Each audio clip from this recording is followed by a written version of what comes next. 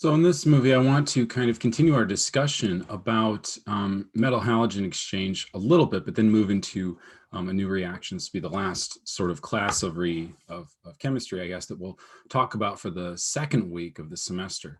So the thing about metal halogen exchange is that it's very reliable and reproducible. So let's just go ahead and get that idea in front of us.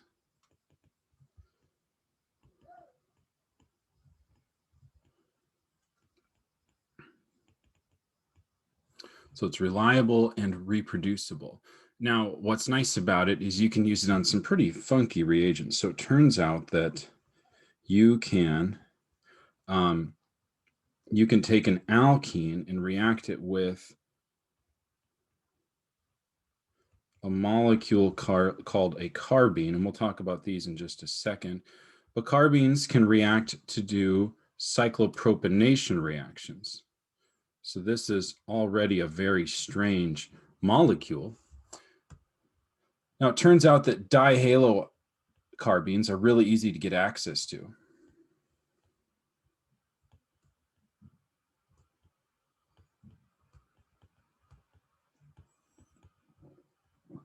So these things are easy to make. And now what you can do with them is convert them into good nucleophiles using organolithiums.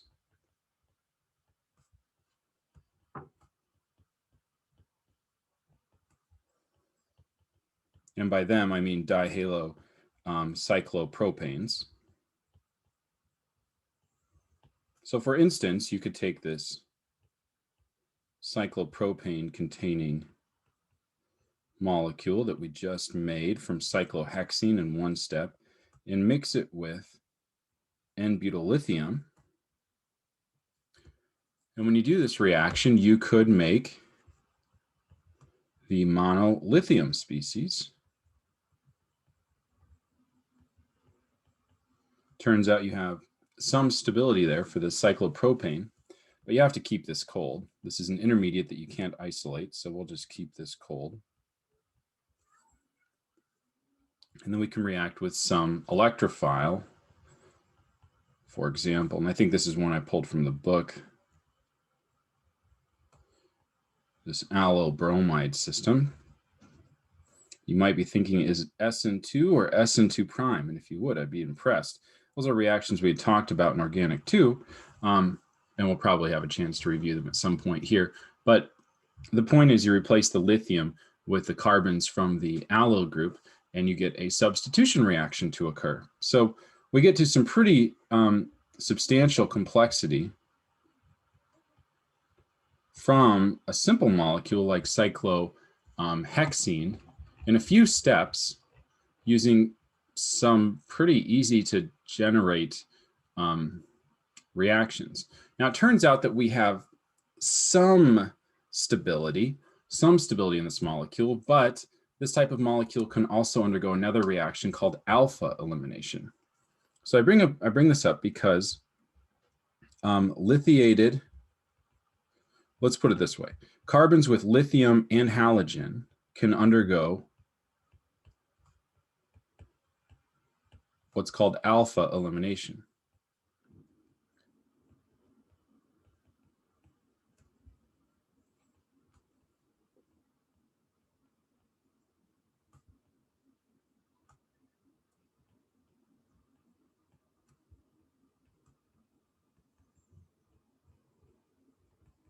Okay, super awkward curly arrows, but they're fairly prominent. I'm going to just mix up the substrate here.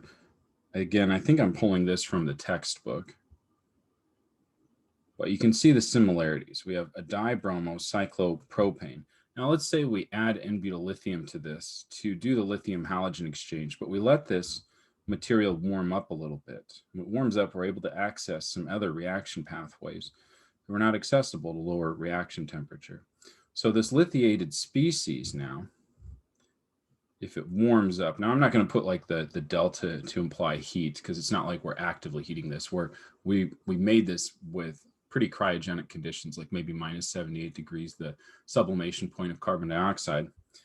Now what's going to happen here is the electrons between the carbon and lithium are going to attack the carbon bearing the leaving group. It just so happens that carbon is the exact same position. And so that attacking the same carbon that's that's displacing the leaving group is what's called an alpha elimination reaction. Now, alpha elimination reactions generate carbenes. And I said carbenes are what we used to actually make that precursor in the previous step. Now, carbenes, it turns out, are pretty useful.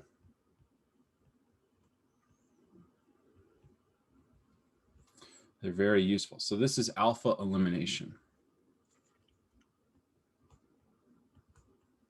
So with alpha elimination, the lithiated carbon, I should write that as lithiated, excuse me.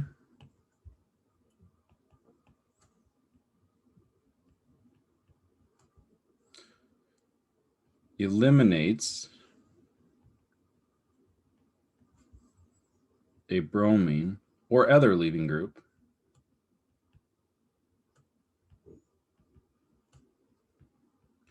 from the carbon, or just kind of from itself based on how I've written this. I think curly arrows are the champion for understanding this transformation.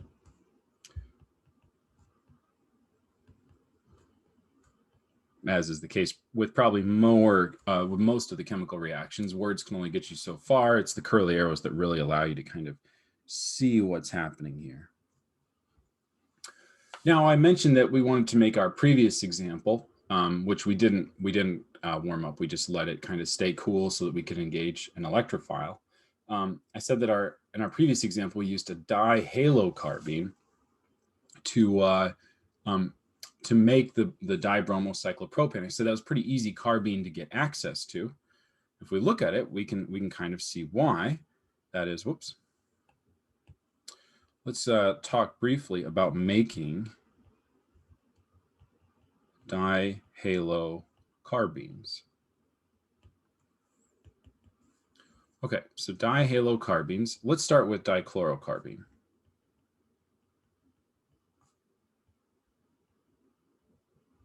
Okay, with dichlorocarbene, we can actually just take CHCl3. This molecule is just chloroform, so it's sort of readily available to us. Remember, we can get the deuterated solvent for pretty cheap, allowing us to use it as a solvent for NMR spectroscopy. The reason why we can get the deuterated solvent is the hydrogen in CHCl3 is fairly acidic, so it readily exchanges with D2O or heavy water, which is the most readily available deuterium source, at least to my knowledge. Okay, so this has a pKa, if you want to know, of about 15.5, which means we can have some equilibrium under basic conditions. So if we mix this with hydroxide from like sodium hydroxide or something, we will deprotonate this carbon. When we deprotonate the carbon, we push the electrons from the carbon hydrogen into the carbon atom to make a carbanion, has an extra lone pair, carbanion. And that negative charge is actually fairly stable because it's surrounded by several electronegative groups to sort of pull on the electron density at that carbon to make sure it's not too electron rich to be predisposed to other side reactions. A prominent reaction this thing can undergo, again with a little bit of nudging from temperature, is this will spontaneously sort of eject chlorine to give us this species. Now we have a negative charge, and if we eject chlorine, the chlorine is lost as a leaving group. The leaving group has a negative charge. That means the carbon that lost the chlorine atom now has a positive formal charge. It already had a negative formal charge, so we have a plus and a minus. So this is equivalent to just a neutral carbene, right? The carbon itself is neutral. It has a lone pair of electrons. It's a group 4 element. We could do formal charge if we wanted to. We have a group 4 element minus 2 bonds minus 2 electrons. That's equal to 0. The carbene, I'm just trying to say, is neutral.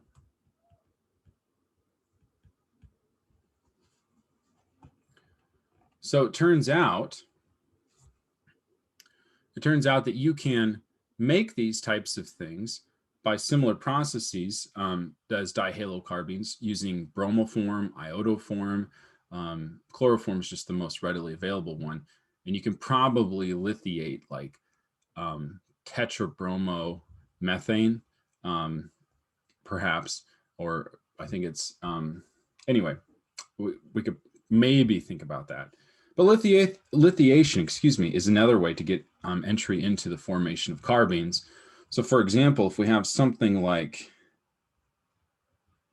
this, where X could equal Cl, Br, or even iodide, we have to recognize that this allylic hydrogen is about a pKa of about 30. So we could just treat this with LDA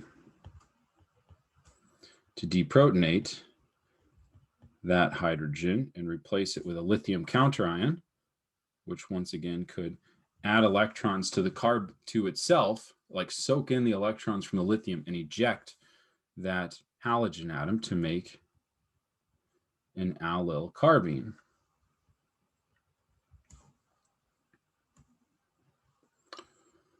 All right, so we have an allyl carbene in this case. Now, if you're having trouble with allyl, remember that's when we have the alkene, and then hanging off of the alkene would be the functional group of interest. In this case, it's a carbene. So we have our alkene then bonded to a carbon with the carbene-like character. We can actually introduce another type of functional group, which is vinyl carbenes. Now, vinyl, we talked about in organic 2 with polymer chemistry. So vinyl carbenes have the alkene directly attached to the functional group. And again, we talked about this in the context of polymers because, for example, we could take vinyl chloride. There isn't any additional carbons outside of the alkene that defines vinyl chloride to make PVC or polyvinyl chloride. Okay, so if that's the case, then a vinyl carbene would sort of look like this. Or, oops.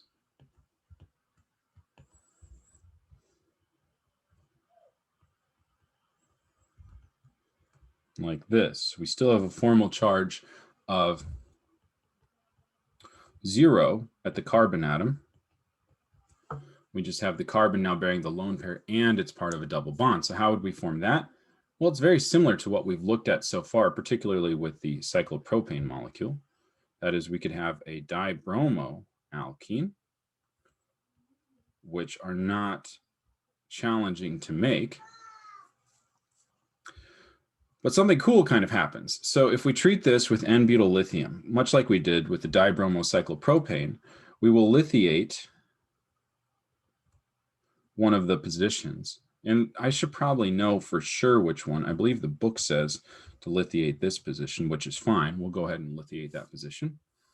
But now, once again, we can soak up the electron density from the carbon-lithium bond and eject the leaving group in bromine to give us a vinyl carbene.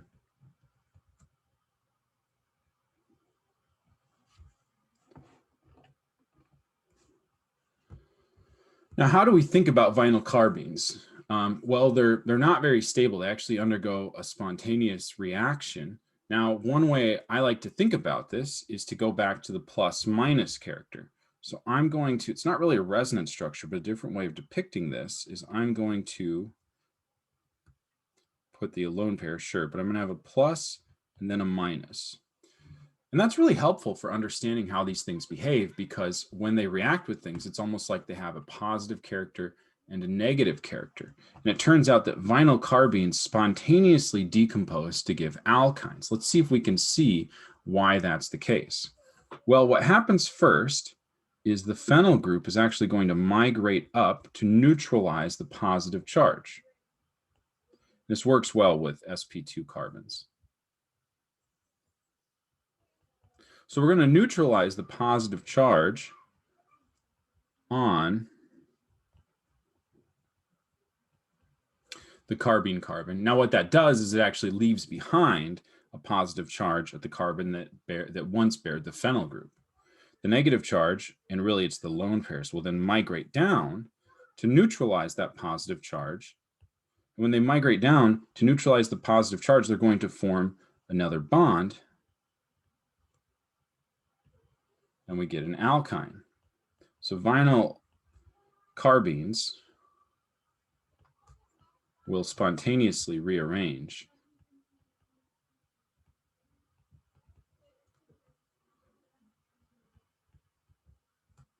to give alkynes. For the rest of the lecture, I think we should talk about carbene chemistry now that we know how to make them, because carbene chemistry, like I said, is very useful. So let's go ahead and continue this discussion. And the one thing I would emphasize is that keep thinking of these things as pluses and minuses being attached to the exact same carbon, as opposed to that lone pair of electrons sitting on a neutral carbon. It's just easier to see when we have the plus minus character both present on that carbon. So the first thing I'm going to mention is the most powerful aspect about carbons is that they form metal carbenoids.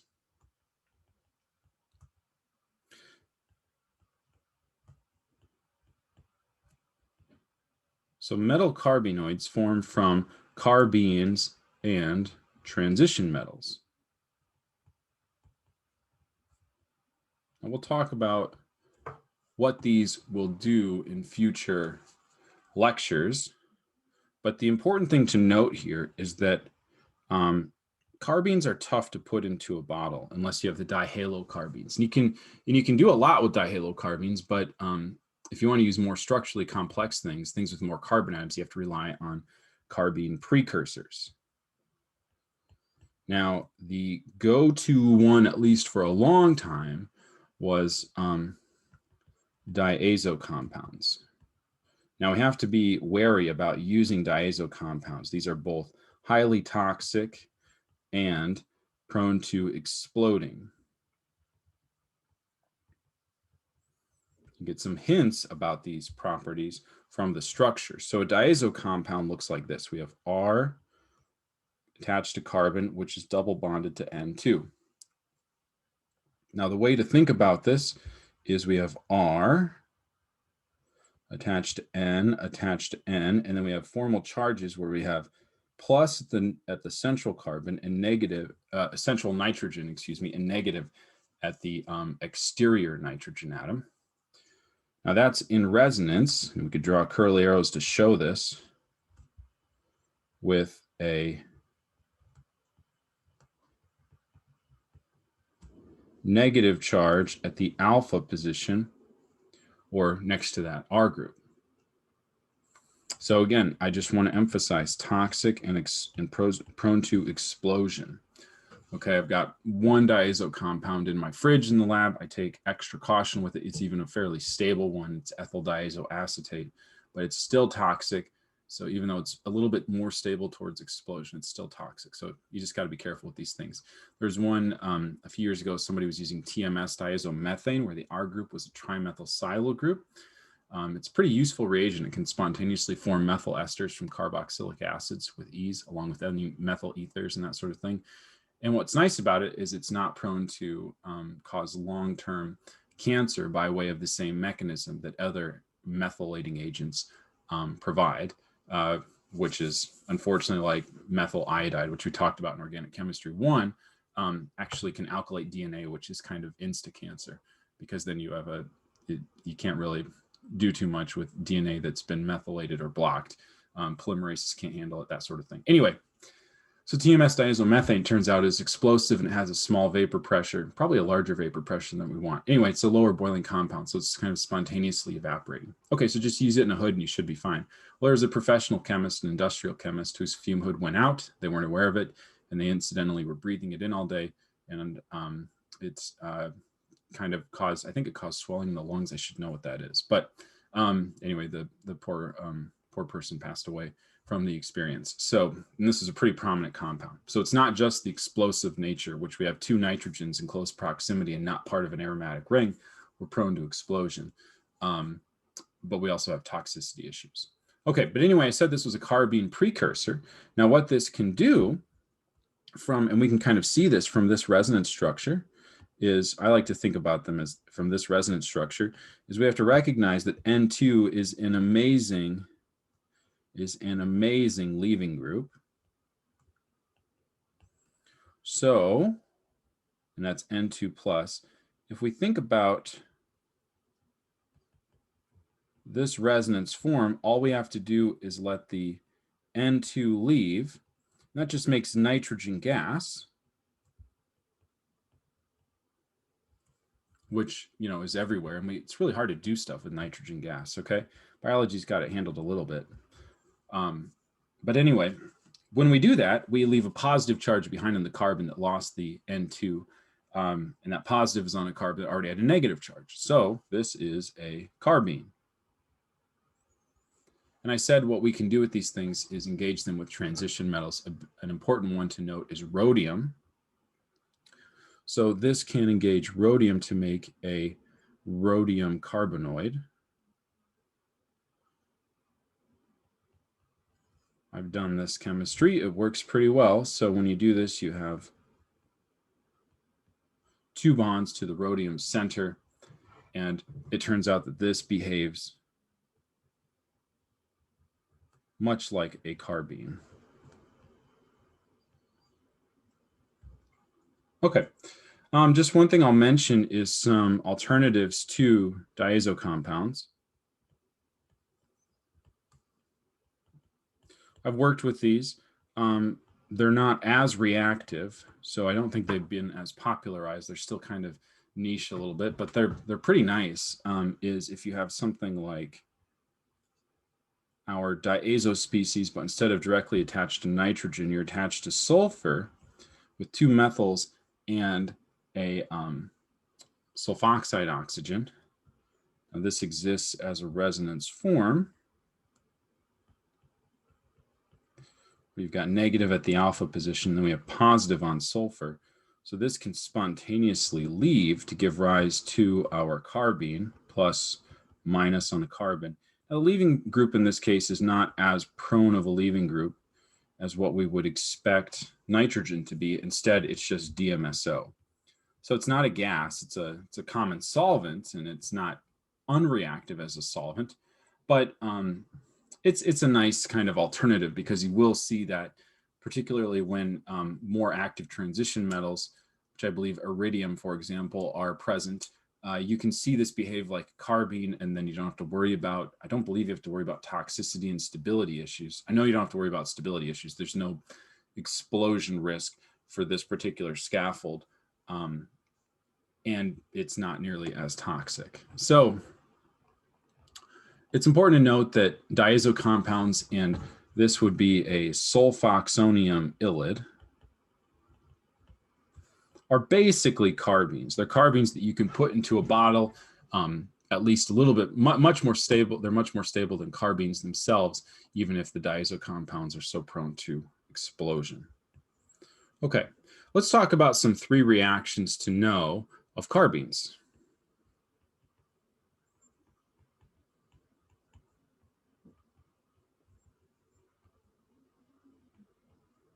Okay, the first one is not really useful, but it's good to know because it'll be a side reaction if you ever do these sorts of things. So number 1 is dimerization. And this gives rise to alkenes.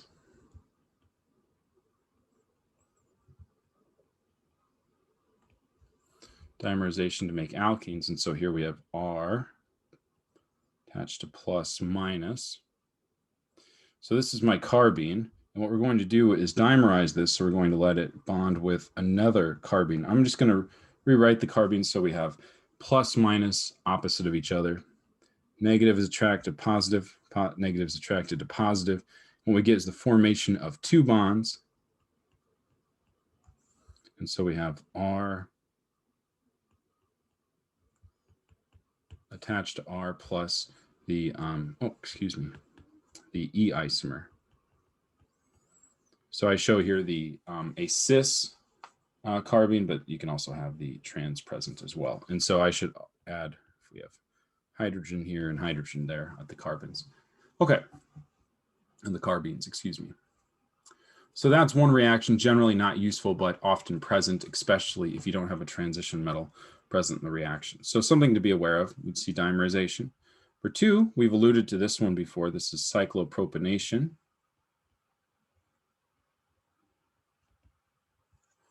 Okay, so in cyclopropanation, what we do is we take our carbene, which I'm going to show as plus minus, and we let that react with some alkene. We have a bunch of different R groups, which I'll show as primes. Now, there's a few ways to think about the mechanism. We could have negative attack the pi system, and then the electrons from the negative charge from the pi system come over once they're pushed out of the way and attack the positive charge. Then we see cyclopropanation occur. It's important to note that the carbon doing the attacking is separate from the R group. So we still have that carbon present. And again, it comes with a hydrogen if you want to depict this. What's nice about this is the stereochemistry in many cases will come from the alkene starting material, but it doesn't necessarily have to. Okay, so we've seen this reaction before. We saw it when we had dibromocarbene at the beginning of the lecture, engaging with cyclohexene. This was our cyclopropanation reaction. You could have the lone pair attack, and then the carbons have to come over. If you want to picture what's going on, you can attach your formal charges that cancel each other out. That gives rise to cyclohexene. Now with a cyclopropane, and hanging off of the carbon central to the cyclopropane that was once the carbene are two bromine atoms. Okay. Now, a favorite amongst chemists these days is CH insertion because it allows for the functionalization of carbon-hydrogen bonds, which, if you think about it, carbon-hydrogen, that's not really a functional group, and it's functional groups that do the majority of the chemistry in organic chemistry reactions. Well, here, that functional group being a carbon-hydrogen means we have plenty of opportunity to see reactions. Now, what's cool about this is the carbon atom, which I'll put a dot right here, just sort of squeezes in between the carbon and hydrogen. Okay, and so what happens here is this, again, this squeezes in and you get R. Here's the carbon with the dot that was once the carbene. Here's the carbon. There's the hydrogen. Okay, so we've inserted ourselves between the carbon-hydrogen bond, and I said this is a fairly prominent reaction. What's important to note is that carbon-hydrogen is everywhere, so this works best if it's intramolecular.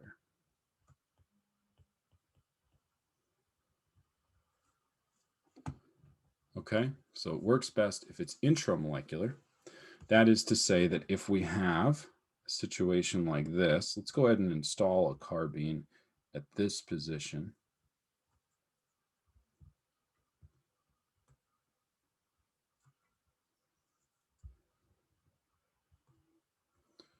Now, what's nice about this reaction is we can count the carbons and see that, yes, there are carbon and hydrogen atoms everywhere in this molecule, but 1, 2, 3, 4, 5, 6 atoms away is one hydrogen that's poised to do the insertion.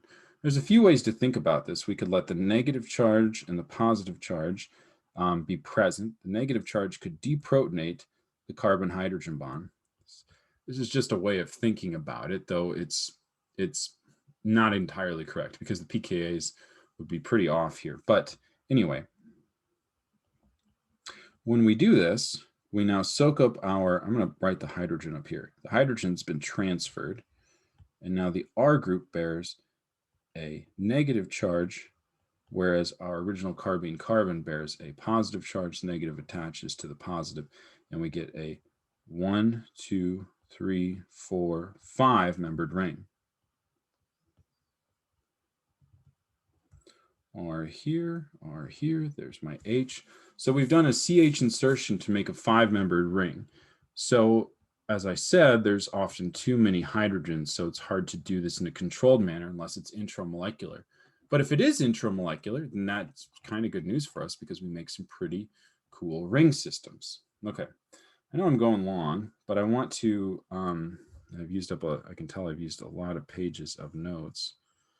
Okay, but I want to make sure to give carbenes their due here. And so we're going to finish the lecture by talking about NHCs, which are N-heterocyclic carbenes, because they're such an important sort of class of catalysts and ligands.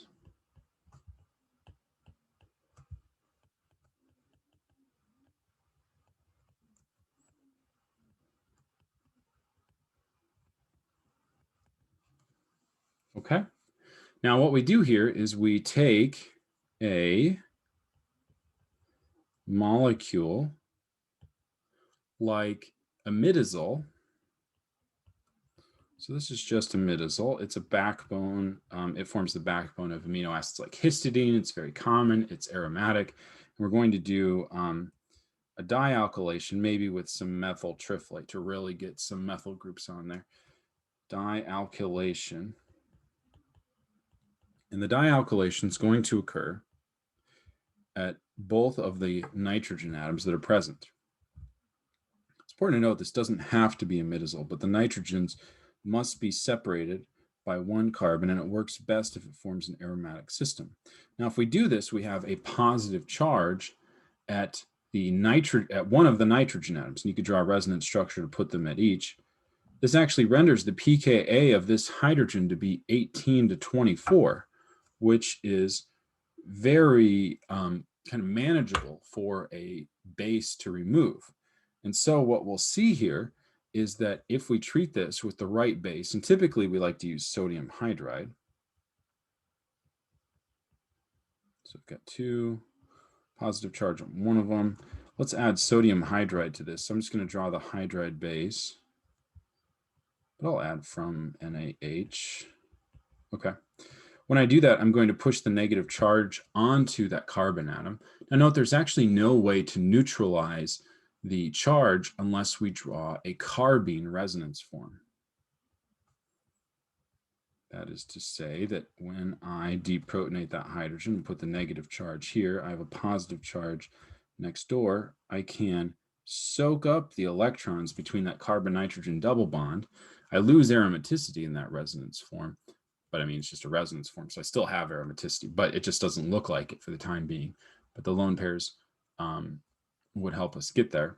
But anyway, the resonance structure that results is neutral now because we have I guess it always was neutral. Let me back up.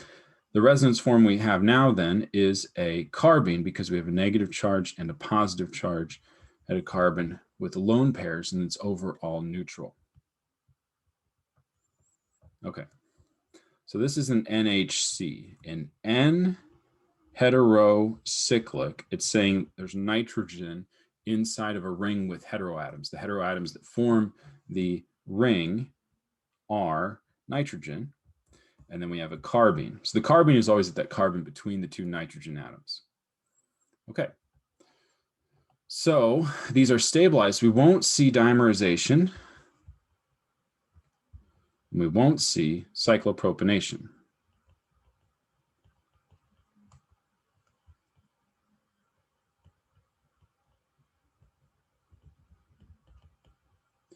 Okay, so I really like to think about these because they do, N-heterocyclic carbenes do a really cool reaction in biology that we'll get to.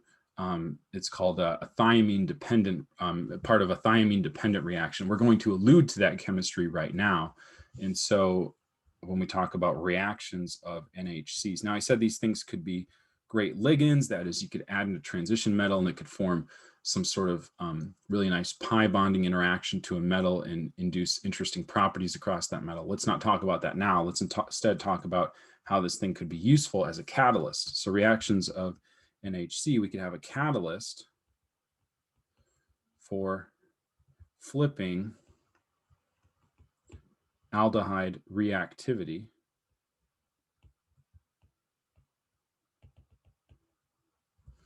and so again, this has a lot of corollaries to biology, but we'll get to those later in the semester. I'm going to go ahead and draw the carbene with the plus minus at that central carbon atom. I'm going to add this to an aldehyde. So here's an aldehyde. Let's recall that aldehydes are electrophilic at the carbonyl carbon. We can use the resonance structure to indicate that. What else do we know about aldehydes? So they're electrophilic at the carbonyl carbon, and the aldehyde hydrogen is not acidic. It does not react with bases. It's really important features that I emphasized in organic chemistry too, because we had spent so much time talking about alpha hydrogens being removed by deprotonation events when we were thinking about enolate chemistry. So I wanted to emphasize that we draw that hydrogen of the aldehyde directly attached to the carbonyl, but that's not an alpha position. It's not acidic. Well, that's relevant here because we're going to break that rule. So the negative charge of the carbene can now engage the electrophilic position of the aldehyde to give rise to a structure that looks like this. So it's the carbon. We actually form a carbon-carbon bond with this nucleophile electrophile adduct. That's going to leave behind a positive charge at the where we did have the N-heterocycle. Now here's what's cool. I emphasize that it was this aldehyde hydrogen that's not acidic, but in this structural form, we're adjacent to a positive charge. And so removing this in the presence of some base would actually neutralize the positive charge to give rise to a, neutralize that positive charge, give rise to an intermediate that forms by deprotonating that aldehyde hydrogen that I just spent time saying could not be lost under standard conditions because it didn't have this pKa that we would see with the alpha position. Okay.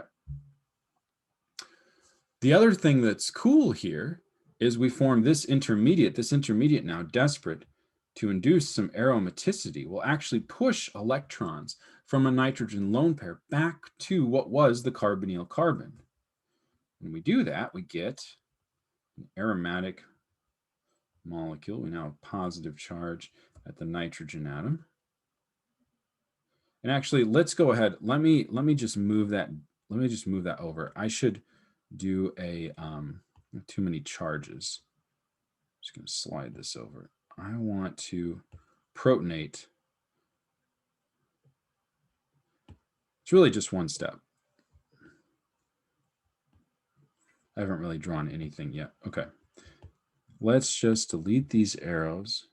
Just got a little too excited. I want to introduce an H plus from our acid. Okay, just so we don't have too much buildup of negative charge. And when we do that, sorry about that. When we do that, we get to here. Now this is going to take a lone pair and push electrons over to show a re-aromatized ring system.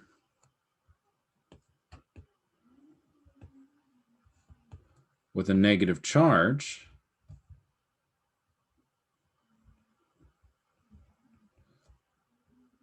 At the carbon that's attached to the oxygen. So you can see that negative charge wouldn't want to build up if that oxygen wasn't protonated. Well, this is super interesting because now this carbon has a negative charge. And I said at the outset of this mechanism, I'm just going to scroll up a little bit here. I said that carbon was positively charged. Okay, so aldehydes are electrophilic and their aldehyde hydrogen is not acidic unless you engage in NHC. Then we can remove the aldehyde hydrogen and then we can make the aldehyde carbon, the carbonyl carbon. I mean, it's still the same carbon atom, now bear a negative formal charge. And this can actually engage an electrophile. So the aldehyde carbonyl now acts like a nucleophile. So we've sort of flipped the reactivity from being electrophilic to nucleophilic, and this is a concept called Oompalong. Oompalong, and I should probably, I'm going to write the rest of this electrophile reaction. I'm going to just Google Oompalong. I know it has a German translation to something about flipping. Somebody out there knows enough German to know that I probably mispronounced that. But now we have a negative charge, so we could just engage this with some electrophile. Biology does this all the time. And when we do that, we get to, I've got a positive charge over here, excuse me. This structure where the electrophile is now bonded to that carbonyl carbon because we've oompalonged that carbon. It's now flipped from being electrophilic to nucleophilic, so engages an electrophile. Now, the N-heterocyclic carbene has been consumed during the course of this reaction to induce deprotonation and to flip the polarity. What we can do in this final stage is just let some base molecule come in, grab the hydrogen atom that's on the OH, push the electrons down. That's going to regenerate our carbonyl carbon now where we've substituted the aldehyde hydrogen for some sort of electrophile. Now, what does that form also in terms of the N-heterocyclic architecture? Well, now, a positive charge on nitrogen. When we came down to push the electrons down to make a carbon-oxygen double bond, we had to lose the electrons somewhere. We actually chose to lose those electrons that connect the N-heterocyclic carbene to the rest of the carbonyl. That's going to pop a negative charge at this position of the N-heterocyclic carbene, and by resonance, that forms then, as we can see, plus minus on the same carbon with a lone pair, getting us that negative charge, and that's just the carbene. The carbene's been consumed, it's then been regenerated. It's both a starting material and a product of the reaction, thereby it is a catalyst.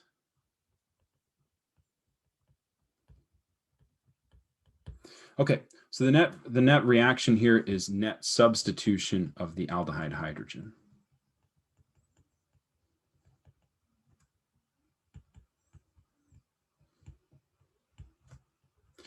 And what's great is in the past, we would have to do that by oxidizing to the carboxylic acid and doing some sort of chemistry where we functionalize the carboxylic acid. What is awesome about this is we don't have to do an oxidation event. Those are, oop, I already misspelled this, so it's oompalong. Rewrite that here, oompalong. So polarity inversion, yes, we have that. I wish I knew. Concept was introduced by Dieter Seebach. So it just means reversed polarity.